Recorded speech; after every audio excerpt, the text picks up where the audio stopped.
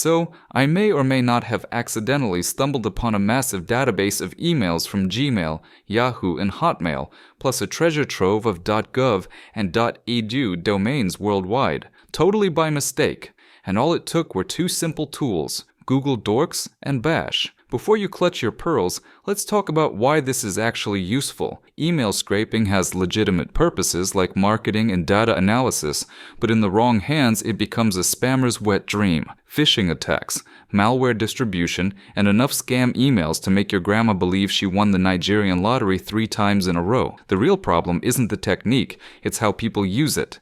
Enter Google Dorking, or as I like to call it, finding things that really shouldn't be public but somehow are. If you don't know what Google Dorking is, Google it. No, seriously, go Google Dorking.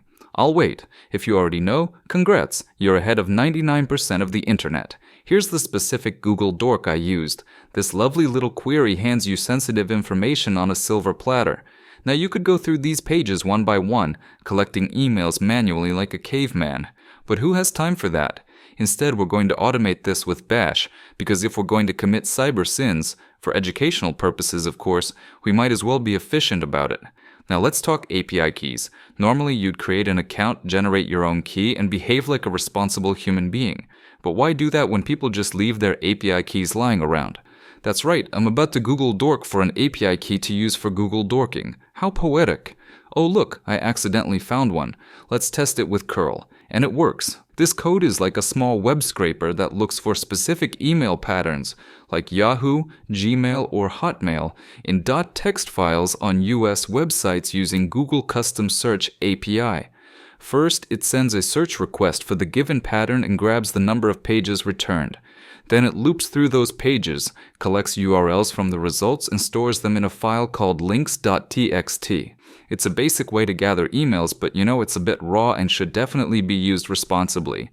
I really wish I could show you everything here, but bypassing security measures or scraping sensitive data is exactly the kind of stuff YouTube loves to remove.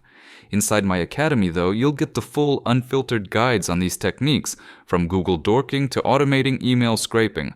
For the next 48 hours, use the code HACKER30 to get 30% off your membership, only $13.99, less than an inflatable dinosaur costume, and you'll quickly make that back with the skills you'll gain.